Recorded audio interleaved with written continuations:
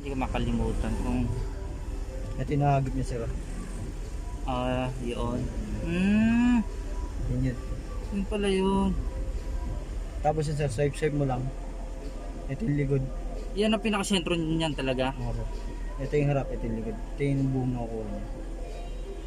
Tapos pagka magre-review tayo, stop lang. Stop. Tapos ito. Play button. Ayan, ito yung mga na-record natin. Pili lang kayo dyan.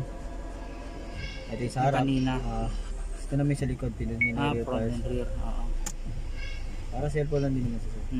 Tapos, pag gusto niyo salamin lang, pindutin niyo lang ito ilalim. Salamin lang siya. Pero recording pa rin yan sa sir. Re-record pa rin po yun. Tapos touch niyo lang para bumalik. Set ko na yung date.